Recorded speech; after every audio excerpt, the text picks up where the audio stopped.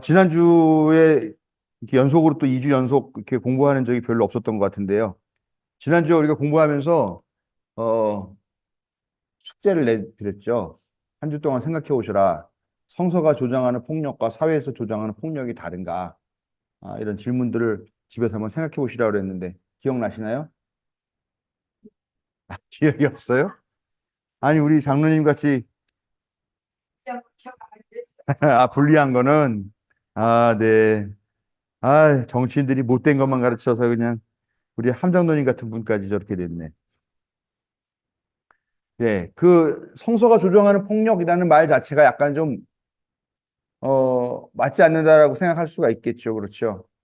그러나 제가 지나왔던 삶의 어떤 그런 과정들을 한번 지켜본다면 저의 삶이 대부분 다 교회라고 하는 그런 공동체 안에 있었던 삶이니까. 근데 지금이야 좀 많이 나아졌지만 제가 청년기까지만 해도 아니면은 뭐 작년 돼서도 작년 초반까지만 해도 제가 생각해도 부끄러울 정도로 폭력적인 사람이었다라는 생각이 들어요. 기독교 집안에서 태어나서 기독교 집안 안에서 자라나서 그렇게 된 거는 누구 책임이냐?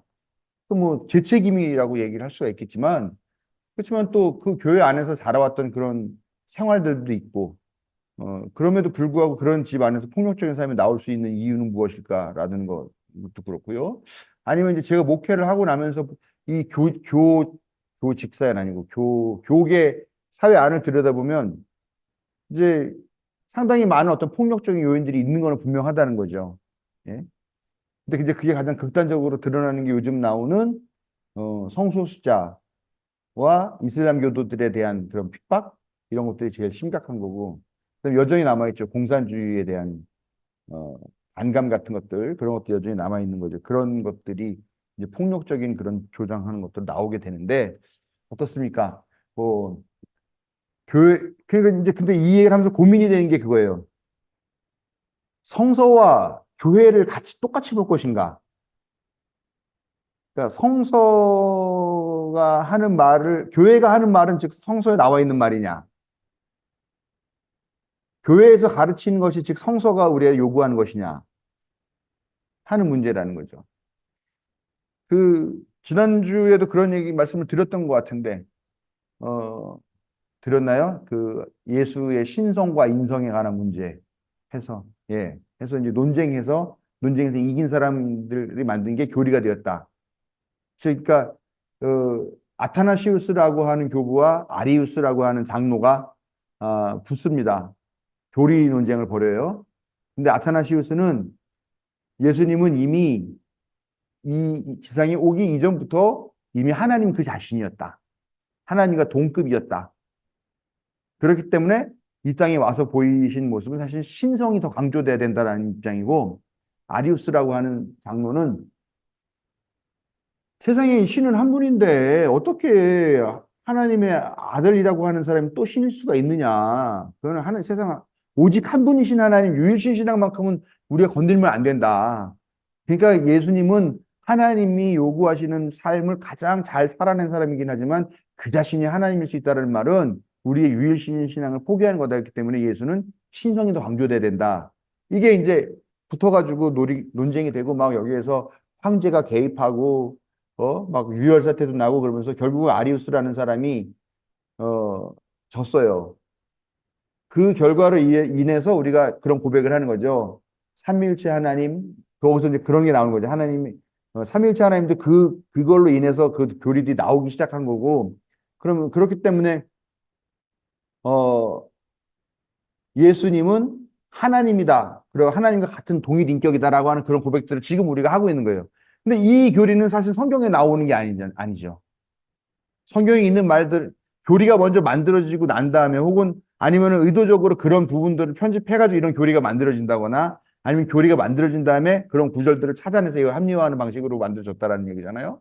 그럼 결국은 이 교리 또 아니면은 뭐 폭력의 문제라든가 이런 것들을 성서 자체가 갖고 있는 폭력성, 폭력을 조장하는 원인들도 볼 수도 있고 또 그것과 관계없이 또 교회가 하나님의 이름으로 자행하는 그런 폭력에 대한 것들도 생각할 수가 있다는 거죠. 근데 이제 뭐 우리가 보면은 이제 이 이후에도 공부를 하겠지만요. 지금 성소수자들에 대해서 핍박하는 이유가 이제 뭐 남색하는 사람이라고 얘기를 해요. 남색. 남색은 남자와 그 성행위를 하는 것 그런 거를 말하는 거죠. 그러니까 남성 동성 연애를 말하는 거죠. 그런 사람이 나올 때는 돌로 쳐 죽이라라고 이야기를 하고 있습니다. 근데 사실 성서에서는 여성 동성애에 대해서는 이야기하지 않아요. 뭐 성서 자체가 이미 여자가 동성애를 한다거나 이런 것 자체가 이미 인정이 되지도 않고 여자가 그런 걸 하는 거는 어, 큰 문제가 되지 않고 다른 남자와 간음을 했을 때에 그 죄를 남자의 죄는 좀 가볍게 해주지만 여자에게 더 많은 죄를 물어서 여자에게 더 큰 책임을 물리거나 하는 것 정도에서만 여성의 성행위에 대한 이야기를 하지 사실 뭐 여성에 대한 성행위 자체는 관심이 없어요 성경에는. 근데 그런 여러 가지 배경들이 있음에도 불구하고 어쨌건 남색하는 자들은 끌어서 돌로 쳐 죽이라라고 하는 구절이 있죠. 그 구절 하나 때문에 지금 이 성서 이 교회가 다 동성애는 하나님께서 금지하신 것이다라고 하는 논리를 하고 있는 거잖아요. 근데 교회는 이제 한 걸음 더 나아간 거잖아요. 거기서 이제 어, 요즘은 보면은 성소수자가 LGBTQ 뒤에 또 뭐가 또 붙어요. 뭐. 그 L은 레즈비언, G는 게이. 그러니까 레즈비언은 여성 동성애자, 게이는 남성 동성애자, B는 양성애자. 그러니까 자기와 동성과는 물론이고 이성과도 관계를 가는 사람이 이성애 그 바이섹슈얼이라 가지고 양성애자, BT, 트랜스젠더. 이건 성전환자. 그다음에 Q 해서 그 퀴어라고 해서 좀 퀴어가 약간 괴상한 그런 뜻인데 거기에 모든 어쨌건 소위 말하는 정상적이지 않은 것들이라는 걸 다 뭉뚱그려 가지고 LGBTQ라고 불러요. 그게 네, 그걸 퀴어 축제라고 그러는 거고 그 LGBTQ를 이렇게 그게 이제 말하자면 성소수자. 근데 요즘은 뭐 LGBTQ 뒤에 뭐 또 되게 많아요. 여러 개가 있어요.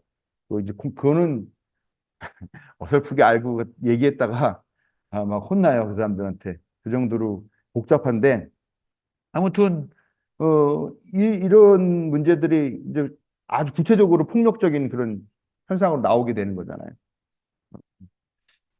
근데 이제 그래서 저는 성서가 조장하는 폭력과 실제로 교회가 조장하는 폭력 사이에 이거를 성서와 교회를 동일하게 봐야 될 거라는 문제가 계속 좀 지적이 저는 이 공부를 준비하면서 떠오르는 거예요. 성서와 교회가 같다고 볼 수 있는가?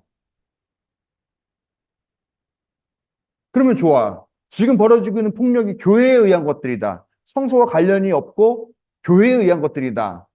라고만 말할 수 있는가도 또 고민을 해봐야 되는 거죠. 정말 성서는 폭력적이지 않은가? 성서 안에는 폭력적인 것들이 단 하나도 없고 그런가? 그렇지 않다라는 거죠. 성서 안에 분명히 폭력을 조장하고 오히려 그거를 권면하는 까지 하는 그런 폭력이 분명히 있고 근데 그런 것들을 교회가 또 그 중에서 자의적으로 선택해가지고 그걸 더 확장시키거나 아니면 축소시키거나 하는 방식으로 했다라는 것은 분명하죠. 자, 이 성서가 조장하는 폭력과 사회에서 조장하는 폭력이 다른가라고 하는 질문에 대해서 생각을 해오신 분들이 없으신 것 같은데 어, 여러분 교회가 폭력 행사를 하는 것과 일반 사회에서 일반 사람들이 폭력 행사와 하는 건 어떤 의미가 있을까요? 어떤 차이가 있을까요?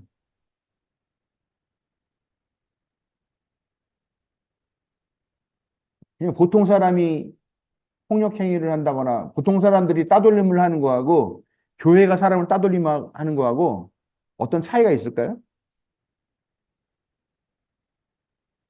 없을 것 같아요? 그냥 이거 정답이 있는 거 아니니까 말씀하셔도 되는데 그건 자기 생각이니까 저는 여러 가지 생각 중에 있지만 저는 교회가 저지르는 폭력이 더 심각하다고 보는 이유가 뭐냐면 교회는 그래도 종교단체이고 종교단체는 거의 대부분이 박애 정신을 바탕으로 하고 있잖아요.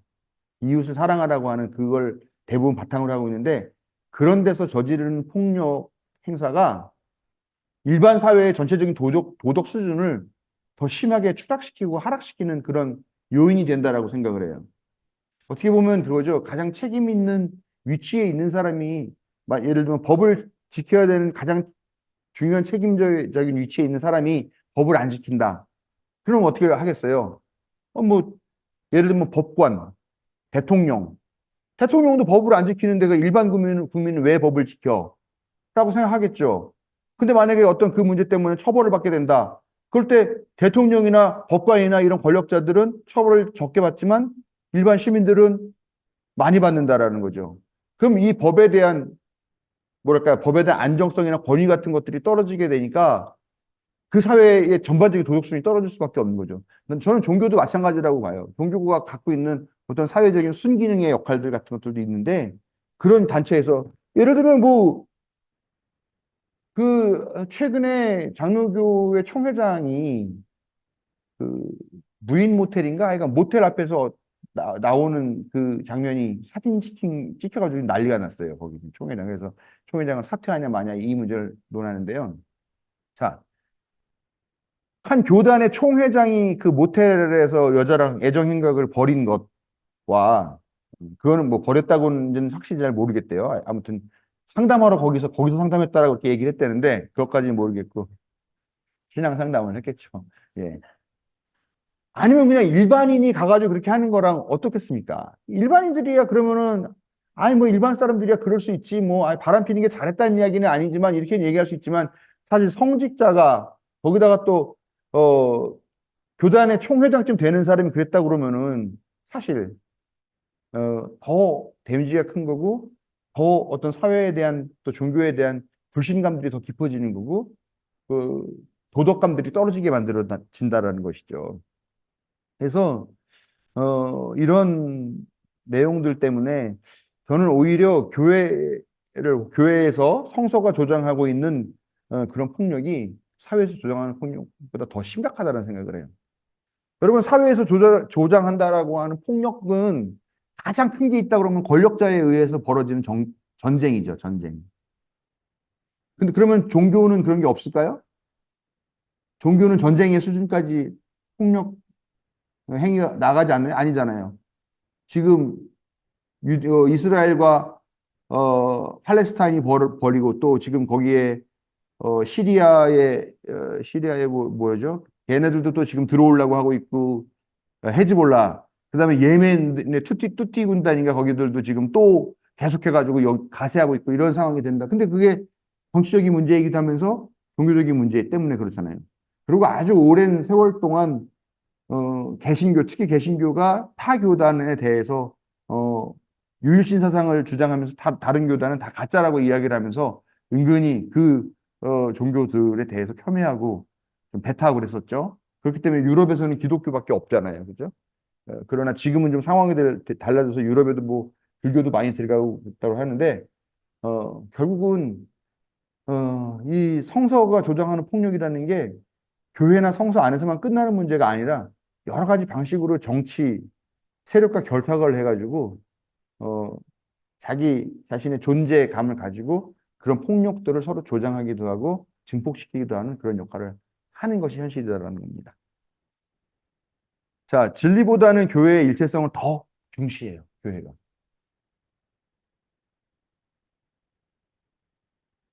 하시면서 그런 생각 많이 해보시지 않아요?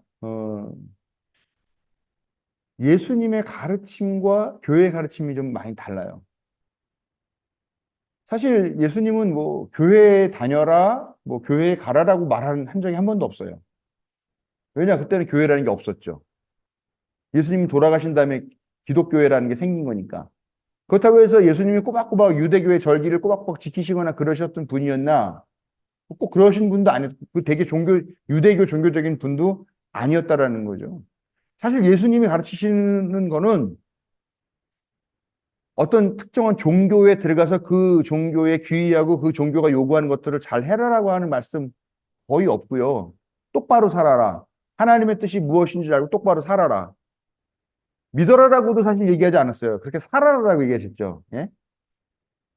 말씀을 듣고 행하는 자는 반석 위에 집을 짓는 자지만 말씀을 듣고도 행하지 않는 자는 모래 위에 집을 짓는 사람과 똑같다.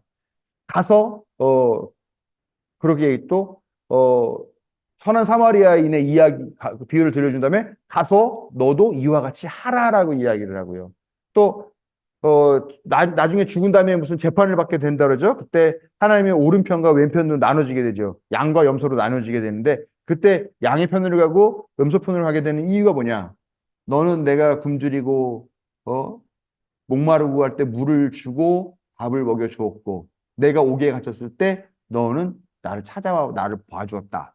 그러나 오른쪽에 앉은 염소들 너희들은 그렇게 하지 않았다.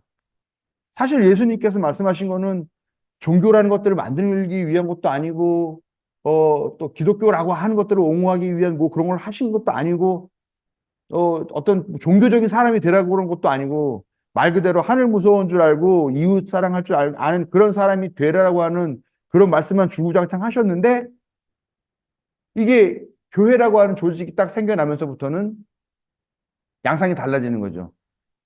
즉, 이 예수님을 교회 안에 가둬놓음으로 인해 가지고 이 예수님은 교회 안에서만 계시는 분. 그러니까 사람들이 이해가 안 가는 게 예수님께서 하신 말씀과 다르게 다들 어 교회 열심히 다니고 성경 말씀 잘 하고 목사님 말씀 잘 듣고 주일 성수하고 헌금 잘 내고 하면은 그게 구원의 길이라고 생각을 하는 거예요.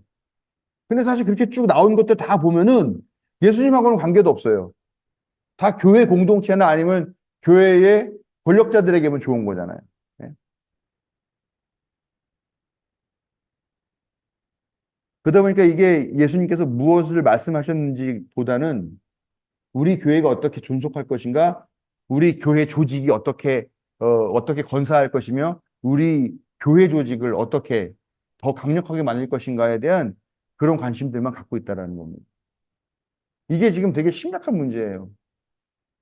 지금 감리교회도 교회가 지금 약 한 4,500교회 정도가 있는데 그 중에 딱 절반 정도가 미자립 교회예요.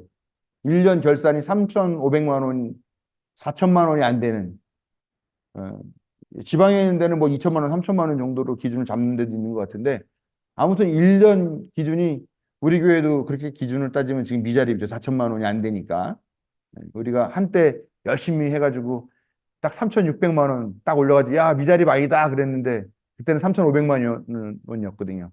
그랬는데 갑자기 얼마 안 있어가지고 4천만 원으로 올리는 바람에 다시 우리가 미자립 교회가 됐는데 어,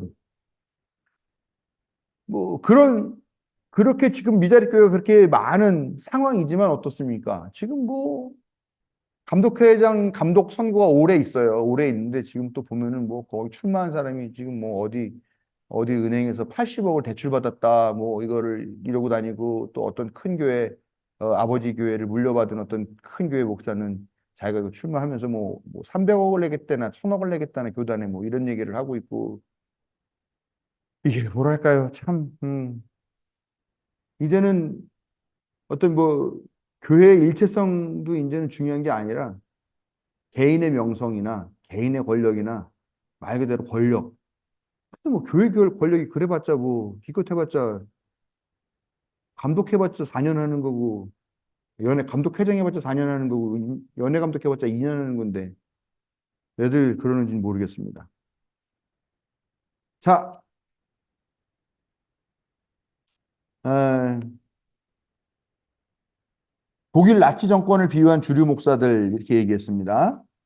SS 친위대 그런 얘기 들어보셨나 모르겠어요. 그러니까 최근에 어디 제가 이제 정말 원래도 그랬지만 단어나 어떤 그 고유명사 같은 것들을 잘 기억을 못 하는데 그 나치 친위대에서 그 히틀러 밑에서 홍보를 담당하던 뭐 무슨 사람이 있다 그러죠. 그 사람이 엄청나게 많은 학살의 주범이기도 하고 그래서 전범 재판을 세웠다는 거예요.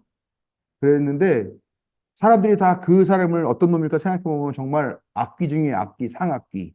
예? 정말 그냥 피에 굶주려 있는 그런 사람일 거라고 생각했는데 그 사람을 와서 딱 봤더니 되게 독실한 기독교인이었고 그냥 아주 성실한 공무원 같은 그런 사람이더래요. 그러면서 그런 얘기를 하는 거죠. 그, 무식하면서 게으른 게 차라리 낫고, 무식한데 열심히 있는 사람이 최악이다. 뭐 이제 이런 얘기도 같이 그런 얘기를 하더라고요. 근데 이 독일 나치 정권을 비유했는데 그런 사람들이 그런 뭐 어떻게 보면 홀린 걸 수도 있겠죠. 거기에 들어가가지고 거기에 휩쓸려서 그렇게 했었었는데 그것과 못지않게 그 독일 교회가 여기에 또 나치 그 히틀러에게 찬동을 했어요. 그래서 독일 교회 협회가 다 그때 그 나치당에 동조를 하고 같이 다니면서 나치 선전하는데 동원이 돼가지고 같이 했고 그 나치 히틀러를 지지하는 선언서를 발표하고 그랬었다는 거죠. 근데 거기에 동조하지 않았던 교회들이 한 1% 정도 있었어요. 그게 이제 독일의 고백교회라고 하는 교회를 중심으로 일어났던 그 운동인데 이 단체가 이제 그 나치를 반대했고 히틀러 반대를 하고 극기하는 히틀러 암살 조직까지 만들어가지고 암살을 하려고 했었죠. 그랬는데 그 암살을 에, 이루지 못하고 끌려가서 감옥에 있다가 돌아가신 분이 본회퍼 목사라고 하는 분인데 그분이 우리가 매주 지금 주일날 끝날 때 부르는 그 찬송가 예? 저 촛불 밝게 타오르고 그거의 작사가라고 이렇게 얘기를 해요. 그럼 기독교인으로서 참 우리도 지금 총이 있으면 어떻게 해야 될까 하는 그런 고민들을 좀 하게 되는데 아무튼 대부분의 교회들이 다 왜냐? 그때 보니까 나치가 대세였던 거야. 예? 와, 국민들이 다 그 국가주의, 그 다음에 민족 우월주의, 막 이렇게 하니까 사람들이 다, 똘똘 뭉쳐가지고, 아, 정말 그런가 봐라고 하면서 교만해지고 그 교만한 마음들을 부추기는 나치 히틀러의 정권에 다 사람들이 넘어가는 거죠. 근데 거기에서 보니까 이 교회도 보니까 나치 운동에 가담하게 되면은 교회가 성장할 것 같거든. 왜냐하면 거기 성공지향이니까. 우리는 위대해, 우리는 승리할 거야, 우리는 강해. 타민족들은 유대민 같은 쓰레기들은 유태인 같은 쓰레기들은 다 없애버려야 돼. 이런 논조가 맞는 거고 기독교 안에 또 유태인에 대한 혐오 감정들이 있거든요. 그런 것들도 있고 그러니까 이 기독교가 자연스럽게 거기에 흘러가지고 어떤 권력과 성공 지향적인 그런 욕망들을 이 독일 나치 정권 히틀러에다가 얹어서 같이 가려고 했던 거죠. 근데 사실 다르지 않다고 생각해요. 왜냐하면 우리나라도 한국에서 개신교회가 언제 발전했어요? 몇 년도에? 보통 이제 70년대 말에 그 여의도에서 벌어진 엑스플로어 대회라고 그런 대회가 있죠. 빌리 그레이엄 목사 와가지고 막, 예, 뭐 수백만 명 모여가지고 거기서 막 집회하고 그때를 계기로 해서 이 교회가 점점 개신교회가 성장하게 되는 거죠. 그게 80년대, 90년대까지 이어지는 거죠. 2000년대 들어부터는 정체됐고 2010년대부터는 서서히 감소하기 시작하는 그런 걸 나오는데 근데 그때가 공교롭게도 그 뭐 70년대, 80년대, 90년대가 한국이 되게 경제적으로 성장하는 그런 시기가 딱 맞물려 있고 교회에서 주창했던 그 교회 안에서의 구호들 뭐 해마다 매년 표 갈아 뭐 이렇게 갈아서 붙이는데 그런 것들이 대부분 다 국가가 시행하고 있던 성장 번영의 그런 구호들이랑 상당히 맥을 같이 하고 있다라는 거죠. 그리고 교회도 군 방식을 선택한 거죠. 그래서 목사들이 그냥 막 강한 카리스마로 막 그냥 교인들 휘어잡고 하는 그런 부흥사 같은 사람들이 은혜롭고 영적인 목사라고 막 하면서 그 사람이 가서 줄 서고 그 사람들 불러다가 설교 듣고 하는 그런 시대를 살았던 거죠. 그러니까 우리도 만약에 여기서 조금 더 나간다고 한다면 우리도 독일 나치 정권에 비유한 그런 주류 교회 목사들이나 교회들처럼 되지 말라는 법이 없다라는 거죠. 근데 비슷한 양상까지는 왔어요. 지금 우리가 북한 바라보는 입장이 어때요? 북한 바라보는 입장이 보수적인 정치권에서는 북한을 계속 자극하면서 그 자극과 반자극에 의해서 계속 자기의 그 입지를 넓혀가는 그런 방식을 취하고 있는데 교회도 그렇죠. 교회가 지금 제일 주적으로 삼고 있는 걸 딱 두 가지를 꼽으라고 그러면은 사실은 성소수자들하고 북한이에요. 안공, 공산주의자. 예. 아직까지 이러고 있는 거죠. 예, 이런 내용들이 다 이런 독일 나치 정권을 비유한 주류 목사들, 이 사람들도 다 성서가 조장하는 그런 폭력에 있는 사람이고, 서북청년단이라고 혹시 들어보셨어요? 서북청년단? 서북청년단이 말하자면 한국의 서쪽 북쪽에 있는, 그러니까 말하자면 평양을 중심으로 한, 근데 그 지역이 또 기독교 운동이 많이 일어났던 지역이죠. 예, 뭐 평양 대부흥 운동하는 것 같은 그런 기독교 개신교 운동들이 활발하게 있었던 그런 동네인데 그 사람들이 한국 전쟁이 일어나니까 공산주의자들을 피해가지고 또 남쪽으로 오죠. 남쪽으로 와가지고 여기에서 끔찍한 일들을 많이 저지릅니다. 제주 4.3 사건에도 연관이 되어 있고요. 뭐 한국 전쟁 그리고 그 이후에 남쪽 사회에서 벌어지고 있는 어, 대부분의 양민학살 사건에 서북청년단이 개입이 되어 있습니다. 그리고 아주 한국 역사에서 아주 못된 역할들을 되게 많이 합니다.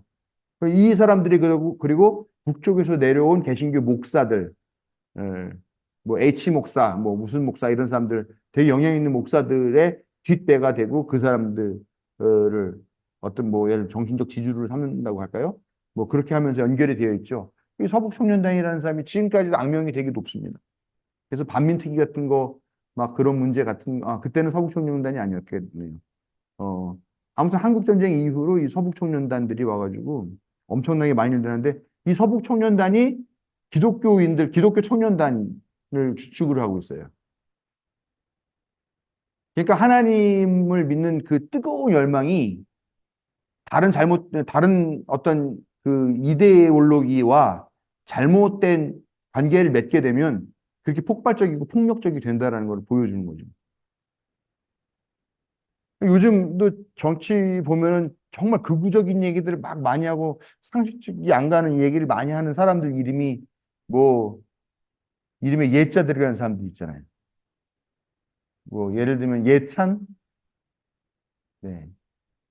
예수님 찬양 뭐 이런 걸로 이름을 지은 것 같아요. 제가 보기에는요. 뭐 그런 사람들이 의외로 많이 그렇게 좀 정말 말도 안 되는 그런 말들을 많이 쏟아내고 그렇게 하더라고요. 네, 자, 종교가 그런 것뿐만이 아니죠. 이 주류가 되려고 하는 이런 탐욕들 때문에 십자군 운동, 뭐 9.11 사건 같은 거, 9.11 테러 같은 거요. 뭐 이스라엘 전쟁, 아일랜드 종교 전쟁, 뭐 아동학대, 뭐 성소수자 운동 학대, 뭐 이런 것 같은 뭐 여러 가지 문제들이 다, 사실은 성서가 그 안에 아주 명시적으로 혹은 암시적으로 갖고 있는 그런 내용들, 있고, 거기에 또 이 주류가 되려고 하는 그런 교만과 탐욕들을 갖고 있는 그런 교회의 집단들이 이 성서 내용들을 적극적으로 활용하면서, 어, 교회의 폭력, 성서의 폭력이 아주 구체적으로 가시화되는 그런 상황으로 나오고 있다는 겁니다. 그리고 왜 이러느냐? 종교 자체의 속성에 특히 개신교에 자신과 다른 외모나 언어와 습관이나 종교 등에 대한 그런 편견들을 갖고 있다는 거죠. 그걸 우리는 되게 좋은 말로 얘기했죠. 유일신 사상. 신은 오직 하나밖에 없기 때문에 다른 신은 가짜다라고 하는 그런 것이 있죠. 저도 그렇죠. 뭐 그럼 다신주의를 가자라는 이야기는 아니에요. 저도 유일신을 갖고 있고 그런 신앙이지만 그러나 유일신 사상과 또 다신 상황에서의 다른 신을 믿는 사람들을 어떻게 대하느냐는 문제는 다른 거잖아요. 내가 유일신을 믿는다고 해서 다른 신을 섬기는 사람들을 핍박하는 것들이 합리화되는 건 아니라는 거죠. 옛날 중세사회 때는 그럴지 모르지만 지금은 안 그렇다는 거죠. 근데 폭력은 항상 편견의 결과라는 거예요. 편견 때문에 폭력이 일어나는 거예요. 성소수자는 보나마나 추잡한 놈들일 거야. 예? 뭐 맞을 짓 했지. 가난한 사람들은 게을리기 때문에 가난한 거야. 그렇기 때문에 그런 사람들에 대한 폭력이 되게 당연한 것으로 받아들여지고 그 폭력이 실제로 실행된다라는 이야기. 가장 심각하게 생각해야 될 것은 교회에 의해서 벌어진 가장 심각한 폭력은 뭐냐? 여성에 대한 폭력이죠. 여성에 대한 폭력. 성경에는 어디도 하나님이 하와를 남성보다 열등하게 만들었다라는 이야기가 없어요. 그냥 아담의 갈비뼈를 하나 빼서 만들었다라는 이야기만 있어요. 그랬는데 이거를 임의적으로 해석하는 거죠. 남자에 의해서 갈비뼈를 갖고 왔으니까 결국 여자는 남자에 속해져 있는 소속된 몸이고 부분에 지나지 않는다. 그러면서 수천 년 동안 그 여자에 대한 학대와 폭력과 차별이 존재를 해왔다라는 것이죠. 그러나 요즘 이야기는 어떻게 해석하냐? 두개골도 아니고 발뼈도 아니고 이 갈비뼈를 뺀 이유는 뭐냐면 가슴과 가슴이 맞닿아 있는 평등한 존재라는 말로 해석을 하는 거죠. 사실 말장난이잖아요. 갈비뼈를 뺐기 때문에 남자에게 속해 있는 존재, 아니면 갈비뼈를 뺐기 때문에 가슴과 가슴이 닿아 있는 평등한 존재. 사실 둘 다 말장난이에요. 그냥 성서는 어떤 의미를 갖고 있는지 모르지만 되게 중립적인 내용으로 갈비뼈를 빼서 만들었다는 그 이야기만 했을 뿐인데 이걸 이렇게도 해석하고 저렇게도 해석하면서 어떻게 보면 되게 평등적인 종교가 되는 거고 어떻게 보면 또 되게 차별적인 종교가 되는 거죠. 이런 식으로 합리화하는 방식인데 여기에 항상 권력 지향적인 탈목들이 개입을 하면 이것이 폭력을 동반한 그런 권력 쟁탈전으로 가게 되는 현실이 있다는 것이죠. 네, 오늘 여기까지 하겠습니다.